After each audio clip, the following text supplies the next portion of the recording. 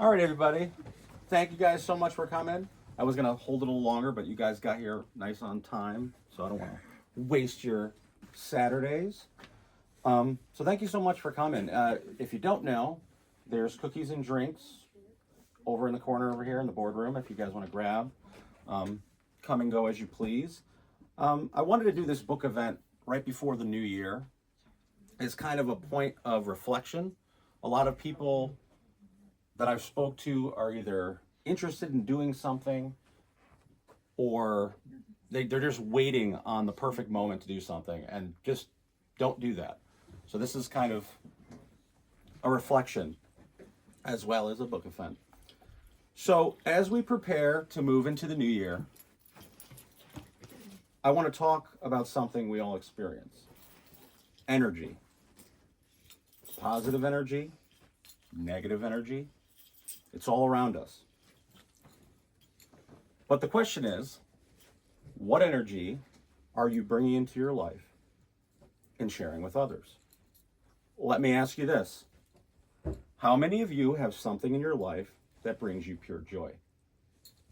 You guys want to raise your hand? My grandchildren. There you go. Anybody else have something that brings you pure joy?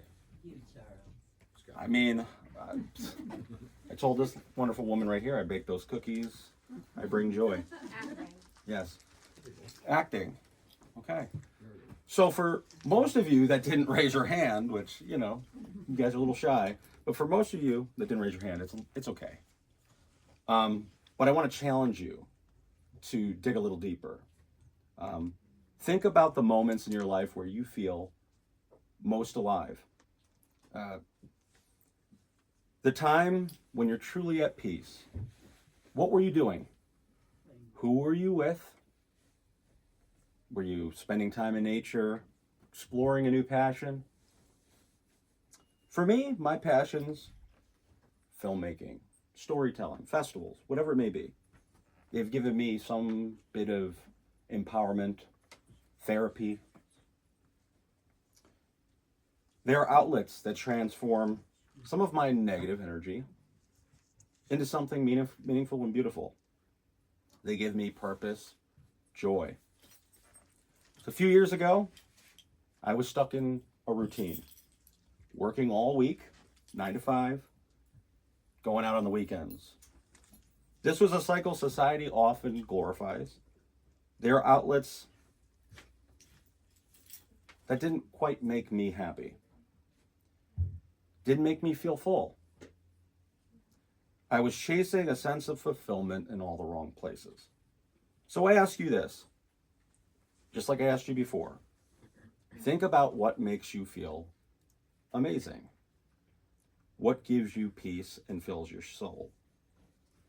It doesn't matter how many people support you or stand by you on this journey. You don't need approval from your friends, family, or anyone else, because this is your time. When you find something that makes your spirit soar, you give yourself the gift, time, energy, and self-love. And that's the greatest gift of all, if you can do it for yourself. I don't know how many times I've hosted events, free, open, festivals, whatever they may be, gave people opportunities. You're waiting on people, and a lot of times, those people aren't waiting on you. They're not there when you need them. So try to think about what you can do, what you control. Patty knows this. Over there, this wonderful lady, my mother-in-law. In a leadership training, a lot of people griped about issues in the workplace that they can't control. Their salaries, their coworkers, their bosses, things that they truly cannot control. What I ask you to do is think about the things in your life that you absolutely can control. How you adapt to situations, how you could, have a positive outlook in sometimes it's not as easy to see. But let's be honest. Sometimes the biggest obstacles we do have in our lives aren't external. They're internal. We hold ourselves back. We let distractions people, social media, and even our own doubts pull us away from what truly matters.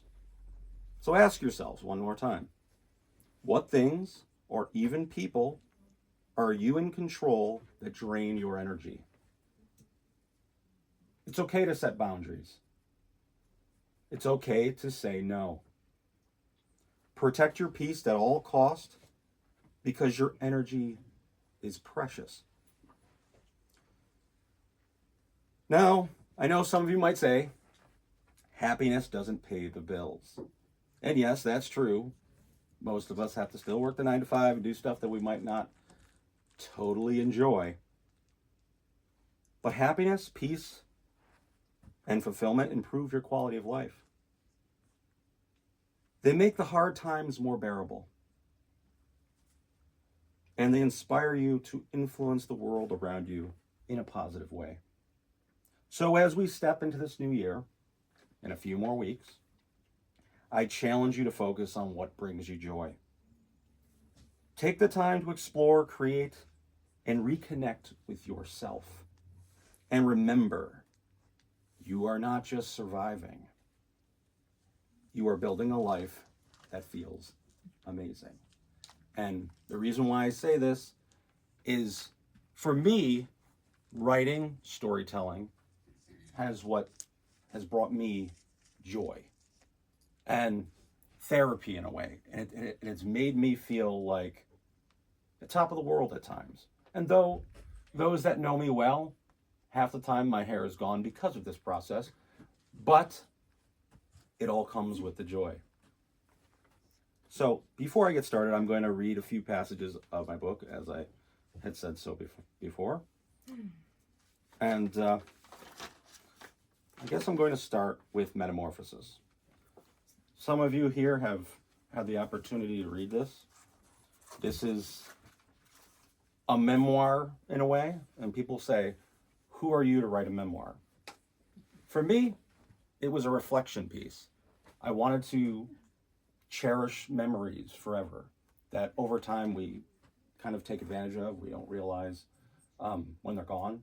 You don't realize the people that reflected you in such a way. So that is one of the reasons why I wrote a memoir.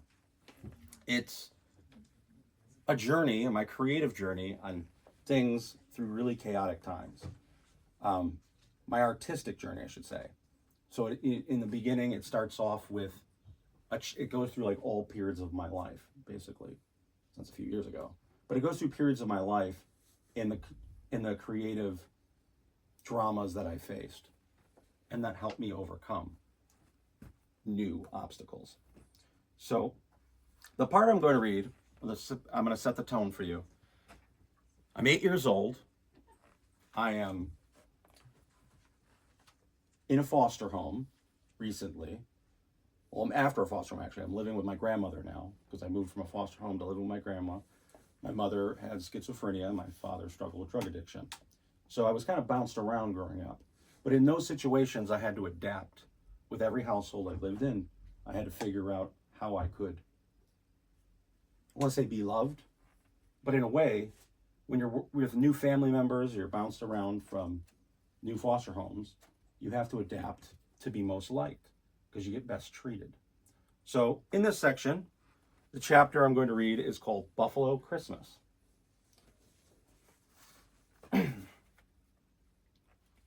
Buffalo, New York has some of the worst winters you can imagine. Whereas some cities get devastated by mere inches of snow, Buffalo functions when it gets hit with a few feet. The back deck of my grandparents' house was blanketed in a deep snow. The snow was so high at times that it entirely covered the glass door on the deck. Christmas was huge for my family. Decorations covered the inside and outside of the house. Grandma, my cousins, and I decorated a giant Christmas tree in the living room each year.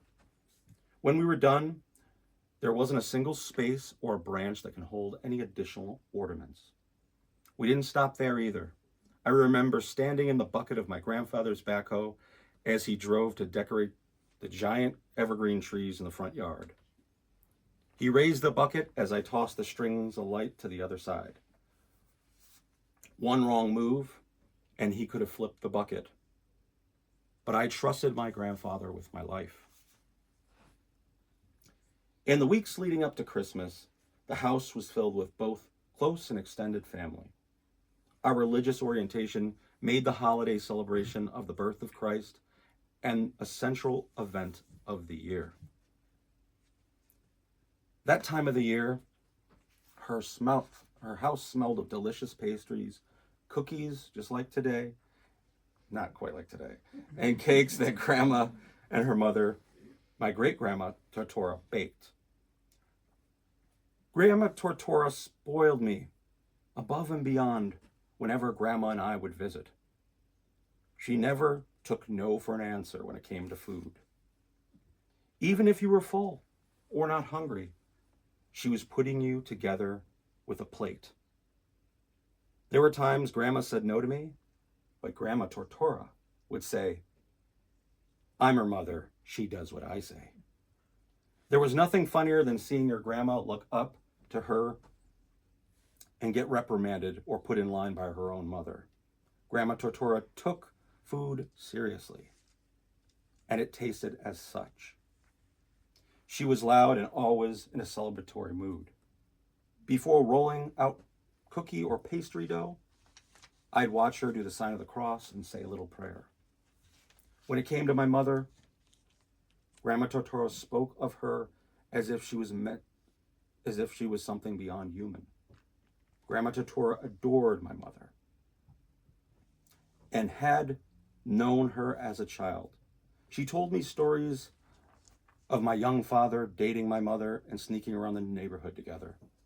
These stories seemed to transport me through time and gave me a vision of my mother like I'd never seen before. I couldn't imagine my mother young and sneaky. These memories my Grandma Tortora gave me such joy. It was nice to know my mother was once happy. It was the day before Christmas Eve in 1998 when my grandma and I drove her blue Mercury over to my mother's house to visit. We pulled onto the old street.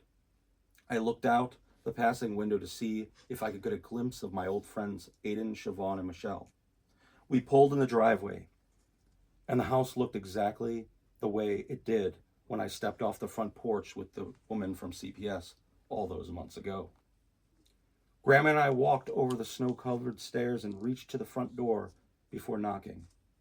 Grandma became impatient as she was holding a bag of groceries and gifts in her hands and began to knock louder.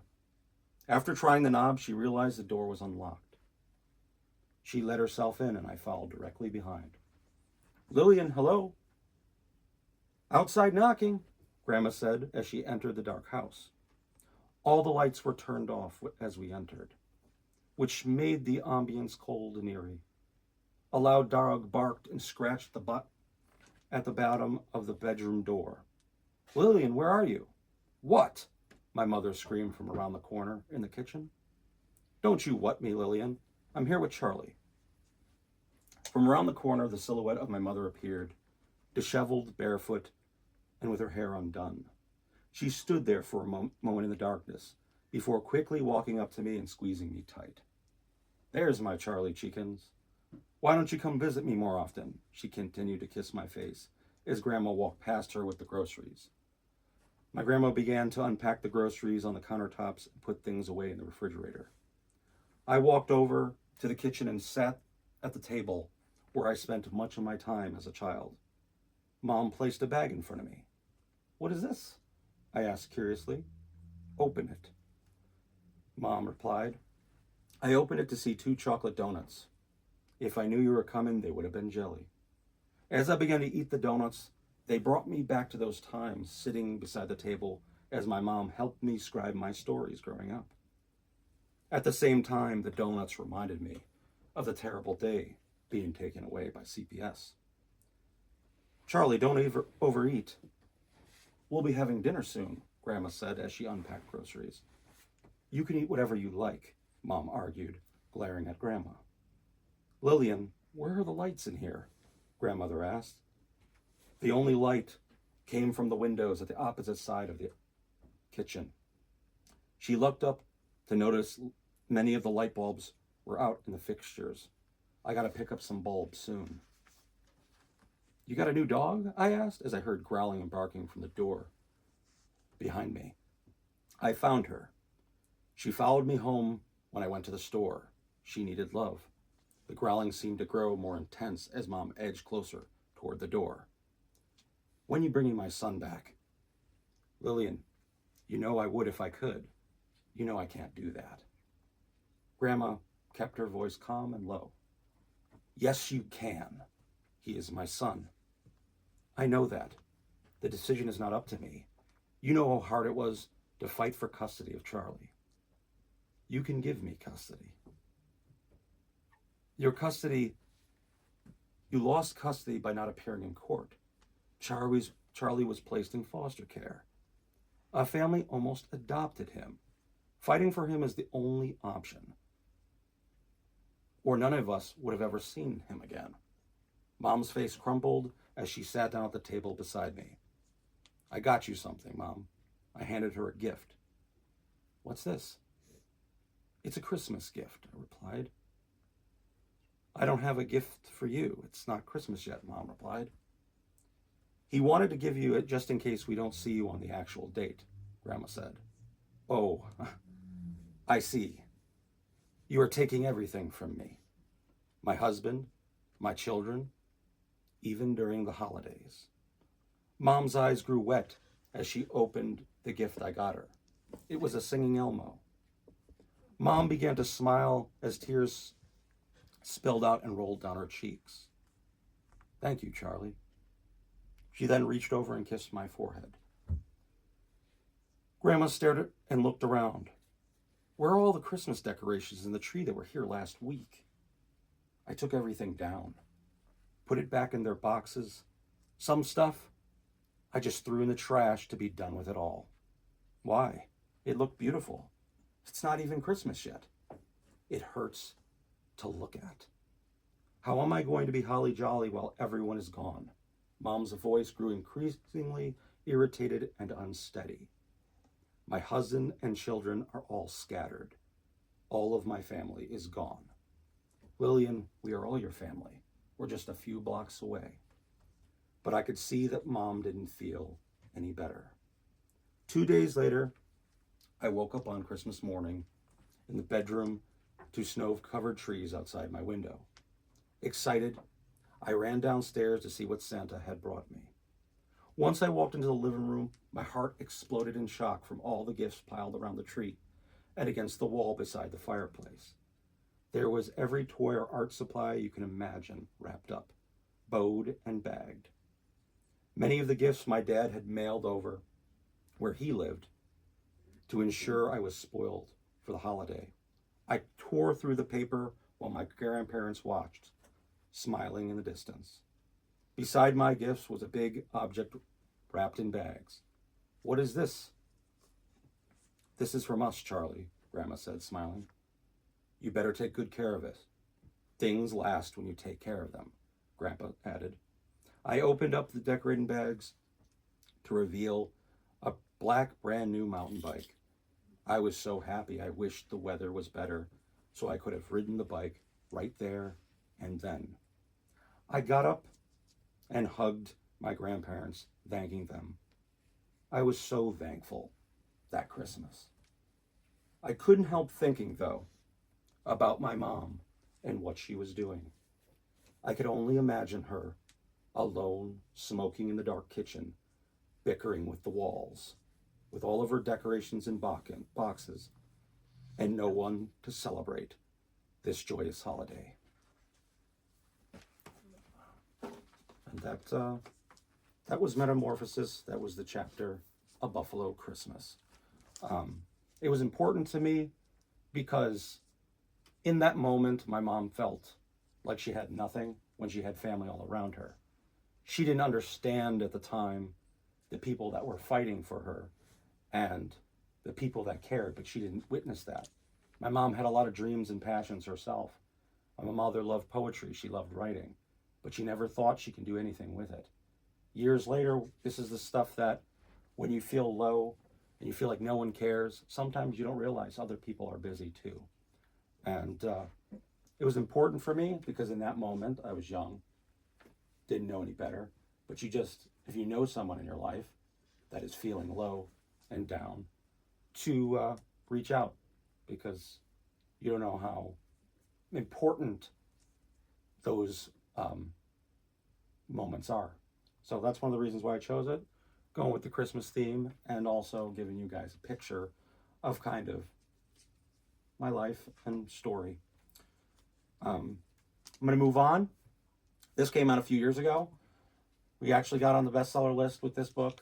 I was more than excited, but it wasn't easy. I had a lot of friends help push the book, share it. So events like this, little events like this, really truly do help. And I really appreciate you guys for coming out. Like I said, taking time a week and a half before Christmas to come see this random guy in the Catskills speak about his book. I really appreciate it, because you guys helped me get on the bestseller list. You guys helped me get new people. Because of this book here, it helped me gain an editor for this book right here, because of word of mouth, communication, networking. Now, leading back to what I was talking about before, how, think about the negative energy in your life and turn it into something positive. It doesn't have to be a creative endeavor. It could be focusing on yourself entirely or more. You want to go exercise more. Everyone has New Year's resolutions. And then and they get all these gym memberships starting the new year. And then how many of you guys actually go forth with that? Don't let life get in the way. I'm too busy for that. The biggest thing I hear about storytellers, creatives that do like the film stuff. Yeah, I got this really great idea. I don't got the money. I don't really got the time. Time, that's an excuse. I can't tell you how many really creative conversations I have with people while I'm in the shower. I always tell people this. I leave people on speakerphone. Teresa knows. She's like, is that water running? Are you naked? Yes, I am. And you can't hear well the water's coming down, and he's naked. But he's a boy, so we're good. Yeah, it's all right. I don't have it on video. It's just the fact that there's always time to make, to answer those text messages, to talk to people that you care about. And like I said, I appreciate everyone for taking that effort to do that. So everyone told me, why would you start off with a memoir? I couldn't answer that, because it sat shelved for nearly on and off for 15 years. When I was 16 years old, I actually started writing this book, Metamorphosis, the Antidote Odyssey. It's like 15 years old writing, and some of the stuff gets kind of heavy and deep at points, and you almost, I don't want to say get embarrassed, but you do. You start self-doubting your material. Man, this person's going to know my internal thoughts through these really crazy time period. They're going to think there's something wrong with me. They're going to say, oh, he's that way because of this. But then I thought, when I was talking to people, how their stories helped connect one another, I thought maybe my story, how small it may be, may outstend the branch and make somebody else feel like needed or wanted, or, so that's what I felt. And plus, if no one ever read the book, I always thought I can go back on it, scroll through the pages and go, I remember that. Man. And it's not just about remembering the good times. It's also remembering the very bad times and how you overcame those really challenging times. So that was the main thing, because there's some downright hard material, and I wouldn't advise this book to anybody who, really heavy human issues. You might want to go to Read It Again, because it's a little more, it's fantasy based. You might not want to deal with the heavy tones of Metamorphosis. So I can't tell you guys here that this is the book for everyone, because it may not be. A lot of editors would not take this after reading the second chapter. They said you need, some sort of warning. You brought trauma back for me. And, you got to respect people's decisions. But for those that want the honesty, I'm no hero either in the book. So a lot of people read this and they were like, you were a little too honest. I wouldn't have done that. But doesn't it also show that you overcame all those most of those obstacles in your life, Yeah. and you came out above board. You went from, that's difficult. I mean, Yeah. really difficult what you went through. But now look, You never know. Like the whole point, you deal with tough things. If you could have a conversation with others that even are lesser issues, they feel like, well, how did you overcome that? And that, I think, was the main purpose of this book, other than me entertaining myself and saying, damn, like all these friends come and go in your life, family members pass. And to even talk about it, you'd almost stem some bit of emotion. I'm talking about my great grandmother who's been gone for years, but doing that, I feel like I literally transported through time. I could smell her cookies baking in the oven. I could see her. And that to me is more valuable than an auditorium full of people, because to me, it's like I'm able to do that. And anybody, if you're looking to do a book or write a book, I advise you to do so. Because even if your story, you don't want everyone to know it, you could write a book about anything. And a lot of times in that process, even if you don't send it out to the world, you find out a lot about yourself. So in doing this book, I found out a lot of stuff about myself. And I look back and I'm like, man, maybe I am an asshole. Yeah, that's true. But there is moments that when you reflect on like everything summed up, it doesn't have to be your bio, but what kind of things you think about, what things matter to you. Sometimes that changes. And like I said, Metamorphosis, if you guys are interested in a story about how, I found art or therapy in art, that's basically what sums up this book. Now, when I transition over to Reign of Grandeur, it's a much different story. I was sitting at the table with my fiance, eating a bowl of popcorn, and we were watching House of Dragon on HBO. And I'm like, the show is great. Game of Thrones, if anyone's a big fan of, George R.R. Martin. I thought, man, if only there was, I don't want to say more action, if only there was more drama, how could I do this? And I always thought that, like, years before that, a friend had told me, go watch the show, go watch the movie, or read the books. And I was like, I'm not into that fantasy BS. Like, literally, like Harry Potter and stuff. Like when I was younger, yes, but like as an adult, it was like, I'm watching wizards, or there's not wizards in this, but like it wasn't my style. But after watching the show and then getting into the books, I realized that this stuff can, translate an audience, an adult audience. So I kind of got in that boat. But actually, with Read It Again Grandeur, what was more challenging for me is you couldn't go off of memories. You couldn't go off of, anything but your creativity. And you don't want to step in tropes or do something that's been done before. So some people that have read this book, I've gotten feedback already, some good and some bad. And a lot of the feedback of this book was, it's a little fast paced, it's over the top gratuitous violence, and I don't agree with some of the main characters' decisions. And I wanted to create something a little unique, and hopefully have potential to expand on it in the future if more people are interested in this book. Like I'm seeing like the numbers go up and people are like reading it. As a writer, that influences us to continue the story. Like there's people out there, authors, who will write a trilogy of books and the first one like doesn't hit. Not saying it needs to, but for me it's inspiration. It's inspiring. It's kind of like, would I even probably write a second book if the first one no one read? I don't know if I would. I mean, I did it for myself, but that's the whole thing with Reign of Grandeur. I intend to continue the story from the last chapter here and move on to see what else I could add to it, other character plots. And well, anyways, without any further ado, I'm going to do a little reading of this section. I'm not going to go too crazy with this. I try to pick something PG-13. So, if there's kids somewhere in here, I don't know. But I wanted to keep it fun. But it's a much different, it's a 360 from Metamorphosis. It's an entirely different experience.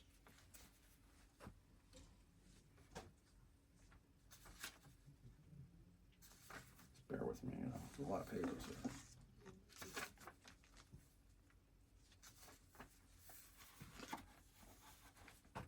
Prologue. In the heart of Commodus, where the whispers of God mingled with the ambitions of mortals, lay the kingdom of Xeres.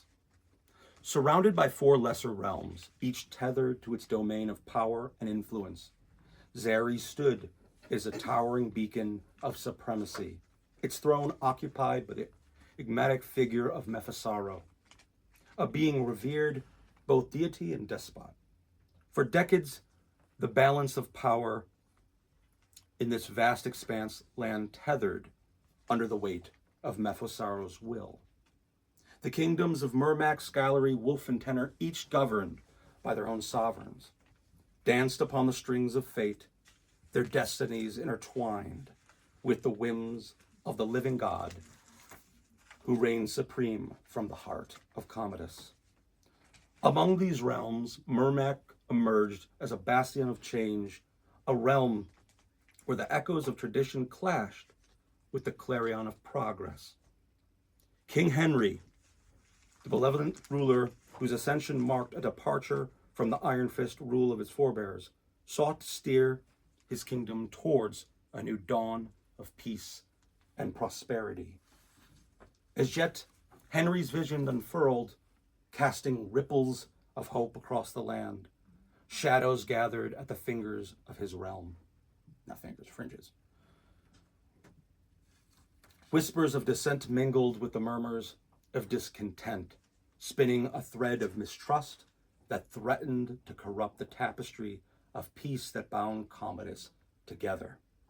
As conflict loomed even closer, King Henry was entangled in a web of intrigue and betrayal, his noble aspirations overshadowed by the weight of expectation and the burden of his mortality. And amidst the turmoil that engulfed Commodus, the looming figure Mephistaro watched with cold indifference, his gaze piercing the veil of mortal folly, his will inscrutable as the shifting sands of destiny. Thus the stage was set for the tale of ambition and betrayal, of love and loss. The fate of Commodus hung in the balance, poised upon the precipice of oblivion, awaiting the hand that would tip the scales of history. The Fall of Mermac, Chapter 1. In the dead of night, Mermac Castle burned. Flames towered into the sky, engulfing the once illustrious castle. The smell of burning wood and flesh filled the air as civilians lay motion and lifeless in the courtyard and gardens, their peaceful existence shattered by the chaos of the attack. Warriors on their battle horses charged through the gates and into the dense forest. Their cries and shouts mingled with the screams of injured people and livestock. Those lucky enough to survive fled on foot, clutching whatever belongings they could carry in their trembling hands.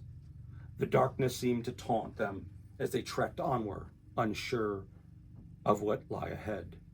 Tears streamed down their faces as they left behind everything they've ever known, driven by the instinct for survival.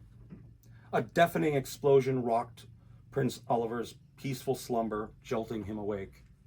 The pungent smell of smoke filled his sleeping quarters, and his loyal hound, Claw, barked frantically beside the bed. As Prince Oliver sat up in confusion, Claw continued to paw at his bedside, urging him to move. With a groggy mind and ringing ears, Oliver hastily removed the thick cotton balls they had placed in his ear before bed. The once quiet and still atmosphere was now filled with chaos and danger. "What is it, boy?" Prince Oliver asked, confused. Claw barked with ferocity. His hackles raised and his body tensed. Panic crept into Oliver's mind as he noticed thick smoke seeping under the door. Suddenly, alert, he leaped from his bed and ran towards the door, only to be met with searing heat as he grabbed the handle. He grabbed the burning handle, ignoring the pain, and pulled. But the door merely rattled and refused to move. Frantically, he searched for another way out. Noticing the high windows that seemed impossible to reach, his eyes landed on the beautiful stained glass window in the distance, now illuminated by the fire raging outside. With quick thinking, he grabbed the chair and hurled it through the window, shattering it into a cascade of colorful shards. He quickly dressed himself, throwing on his pants and shirt before donning his long black overcoat and tall leather boots, without bothering to lace them up. As he made his way closer to the broken window, he pulled back his long black hair from his face. He surveyed the scene below, bodies littering the ground, survivors clinging onto window ledges to avoid being burned alive. In contrast, others took their chances and jumped from the rooftops in a desperate attempt to escape. Then he noticed a narrow ledge leading to another, burning roofs directly beneath the broken window. "Claw, come here," Prince Oliver commanded, his voice echoing through the halls of the burning palace. The loyal dog whined in response and trotted to his master's side. "We have to leave." Prince Oliver's eyes scanned the room, taking in the chaos and destruction surrounding them. He walked over to Claw with a heavy heart and petted him on the head as he glanced at his sword hanging on the wall. Beside it hung a large painting of the royal family, now curling and melting from the intense heat. Prince Oliver moved swiftly, snatching his sword from the wall and his throwing knives from the dresser, belting everything securely as he strode to the broken window. Claw followed obediently behind. The prince climbed from the window onto the narrow ledge, adrenaline pumping through his veins. He had nothing but his weapons and clothes on his back as he braved the dangerous journey ahead. Carefully balancing himself on the ledge, Prince Oliver held Claw tightly in his arms as they made their way towards the rooftop. Screams and flames filled the air as they climbed higher and higher. Despite his fit body, Oliver began to feel fatigue setting in, but he refused to give up. His long hair whipped around his face, making it difficult to see as he reached the ledge. Finally, after what seemed like an eternity, Prince Oliver set Claw down on a sturdy balcony so he could catch his breath and regain his strength. He looked at the burning city below and felt sad for those suffering. But for now, he had to focus on himself and Claw, and getting to safety before it was too late. The balcony led to large bay doors made of dark, heavy wood and adorned with intricate carving depicting scenes of feasting and revelry. As Prince Oliver opened the door, he saw a group of survivors, their clothes dirtied and torn, frantically grabbing bottles of wine and silverware from the dining hall. Their eyes gleamed with greed and desperation. "There he is, our future king," one of the men slurred, a heavy necklace of stolen royal gold weighing down his neck as he swayed drunkenly and took another swig from the expensive bottle of wine. Prince Oliver stormed into the hall, ignoring the taunts and jeers from the men around him. They were all adorned with ill-gotten riches and reeked of alcohol and filth. "Why aren't you addressing us, Your Highness?" "Don't tell me you're afraid," the ringleader sneered, wine sloshing onto his thick beard and tattered clothing. "A king without a kingdom is nothing but a puppet. A royal family without any army or king's guard is even less powerful." He laughed mockingly, the sound grating on Oliver's ears like nails. "I wouldn't speak to me like that if I were you." Prince Oliver's voice dipped with menace as he leaned in close, eyes glittering with malice. The other man snickered in the background, but the man with the gold smirked, finding amusement in the situation. "Or else I might just have to rip out your tongue and feed it to my dog," Oliver added, his hand hovering over his hilt of his sword. The air was tense as everyone waited for the other man's response, unsure of what would happen next. "Our prince speaks." "Oh, I am sorry, Your Highness. I let my emotions get the best of me. I have so little to lose myself, so it's interesting to see how those like yourself deal with unfortunate situations like this. Interesting how? The prince demanded. You have everything to lose. Before you went to bed, you were a prince in one of the wealthiest royal families in Commodus, with so much power, prestige, and promise. And then you woke up. The man laughed. You must have forgotten my family name, the prince replied. Your family's name? Oh, I certainly remember. A family of wealth who gave so little to everyone else. A family who put everyone in danger because of their poor alliances and failed to act when threatened by a foreign enemy. Your tongue, Prince Oliver said sternly. You are no longer a prince. You're just a boy in the dirt and ash with the rest of us. This will cost you your life if you continue. If you can take it. The man's voice dripped with mocking amusement, his cohorts watching from a safe distance. Prince Oliver's hand flashed his belt without hesitation, fingers closing around one of his small throwing knives. In one fluid motion, he launched the blade into the man's exposed neck, hitting his mark with deadly accuracy. As the man fell to his knees, screaming in agony, Oliver closed the distance between them with lightning speed. He kneeled beside the victim, hand reaching for his hilt of his knife, still embedded in the wound. With a fierce tug, he pulled upward, releasing a spurt of blood. Sensing the life slipping away from the man, the prince pressed the blade even deeper, reveling in his power and control.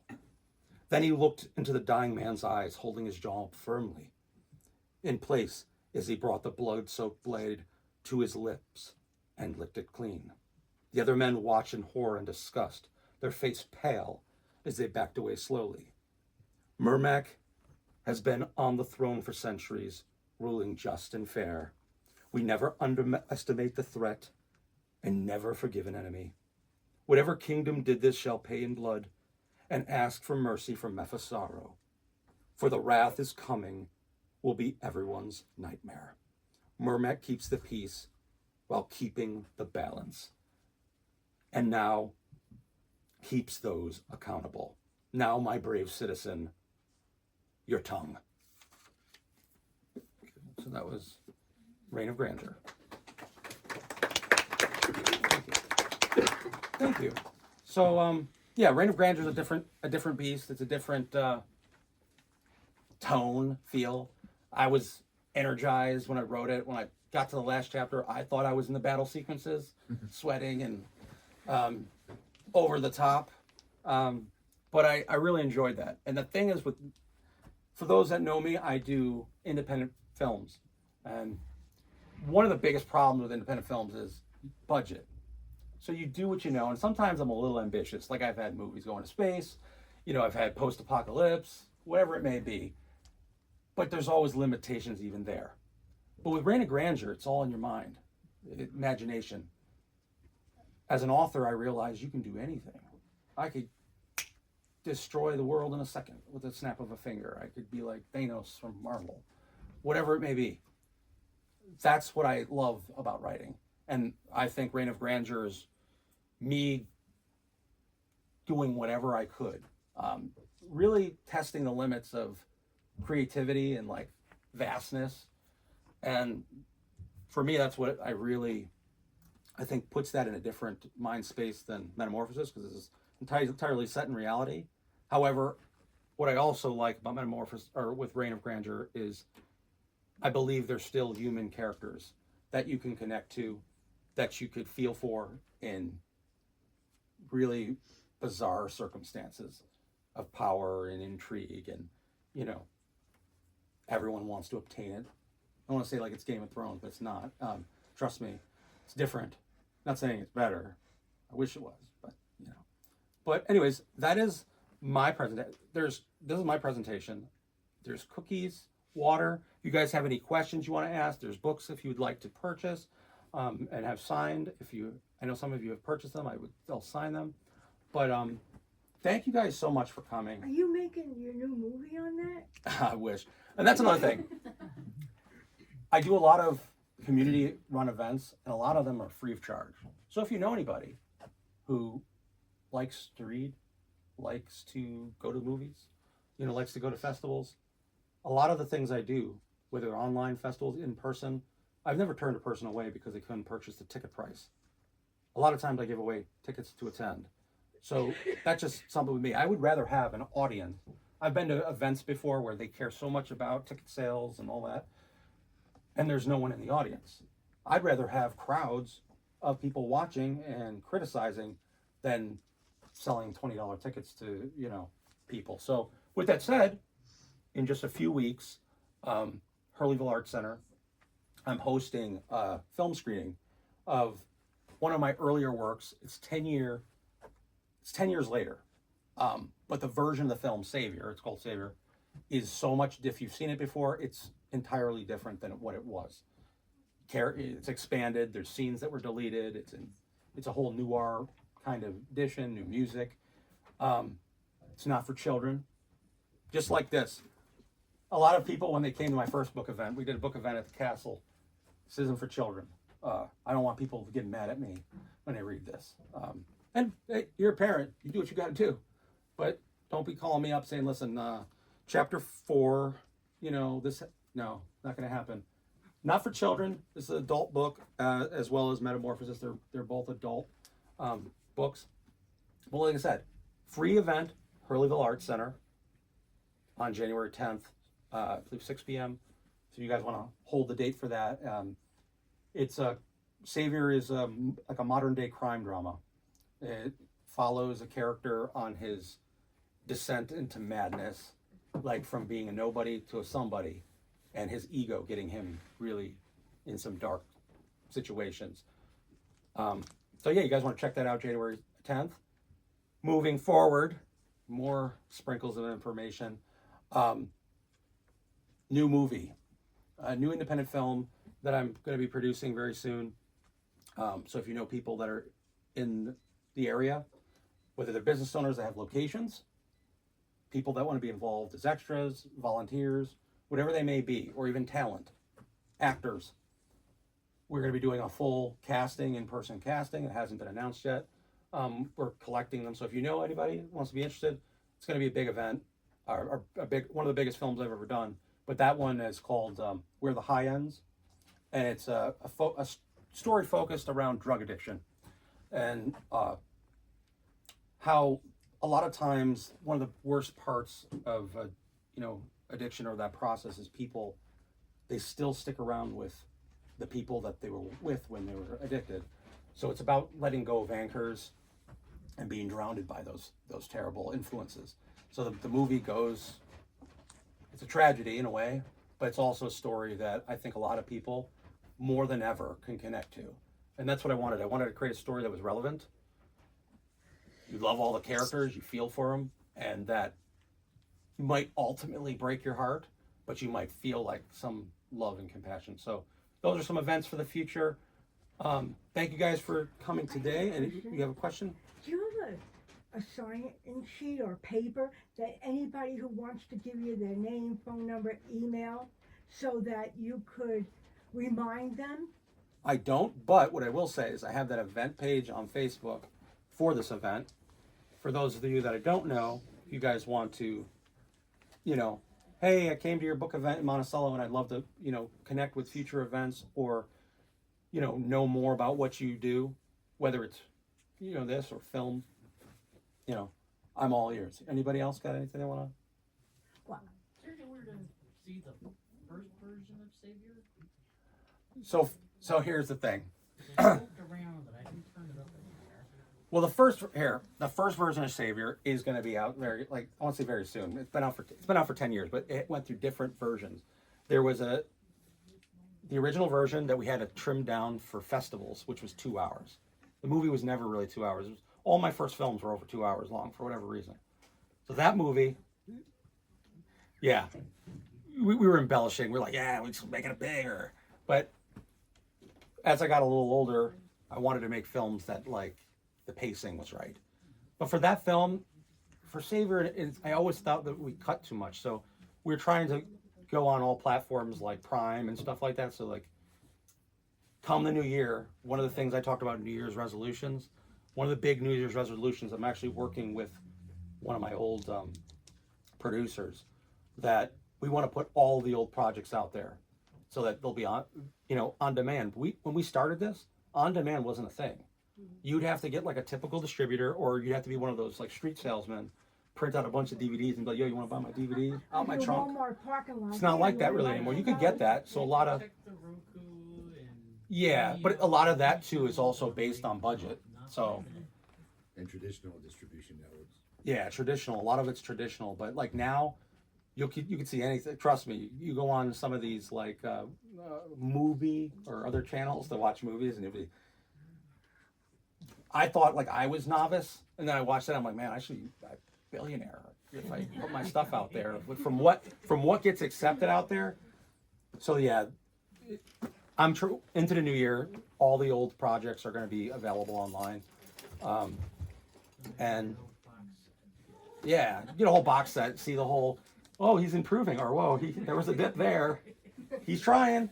And you could see the weight fluctuation But of all the characters over the last 10 years. Yeah, or hair, or whatever it is. But like I said, the topic that I wanted to really hit home is, like I said, we're a couple weeks before the new year.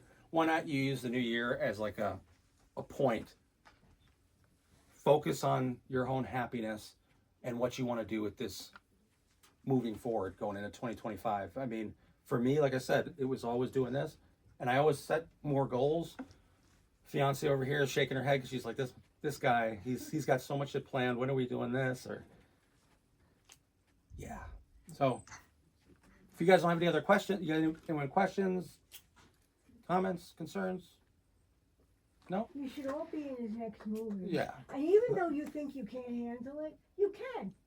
You can. And you don't have to be in front of the camera. There's so many other jobs that would be available. What I will say to add on to what she's saying is, yes, that's true, but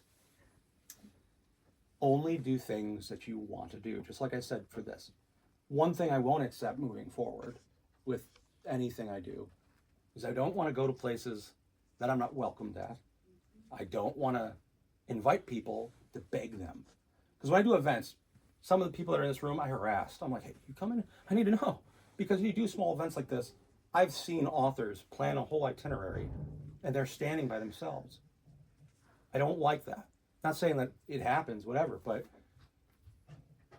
you don't want to force people to do stuff they don't want to do. And a lot of times I put people in roles behind the scenes that didn't want to be there. And moving forward in the new year, be places you want to be. And Why would they do anything they don't want to be? I mean, when I'm doing a movie, it makes me extremely happy. yeah, Because you.